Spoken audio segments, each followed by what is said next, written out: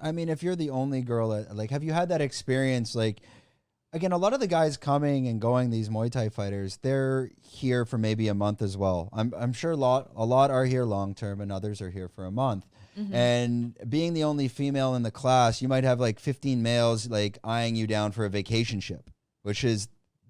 Have you had to experience with that, and is it something like that you pass to your audience, like, don't worry, these gyms are safe, it is more like a brotherhood, more like a community, so you don't need to worry about that?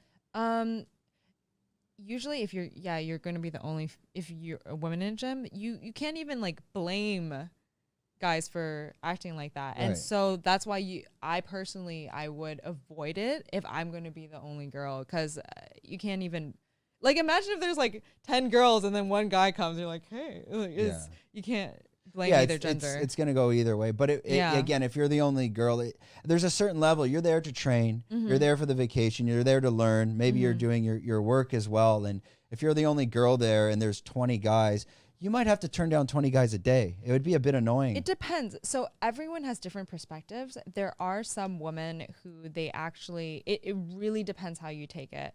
So some women, they grow a lot by being around male fighters, because then it's like they're sparring men every single day and they get really, really tough. And if that's what you're ready to do, and then you know how to set your boundaries, and you're just like, I'm here to grind, you can grow a lot as a fighter.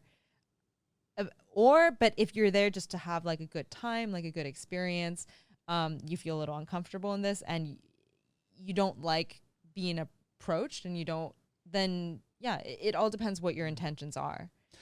When you go to those gyms, do you find like maybe like a male friend that can kind of like vouch for you, like tell the other guys to fuck off a little bit? Like, is that like kind of like? But it's like a community. Yeah, honestly, I noticed it, like the Muay Thai community a lot of it. Everyone knows each other, and I think that's what's so powerful about Instagram is like, and at this point, when I go somewhere, usually people know who I am, or like very fast they know. And so, and when this is the thing, is like it becomes like a community, and when it's a community, it's safe because everyone knows each other. No one's gonna try anything because you're like, oh, that's my friend's friend.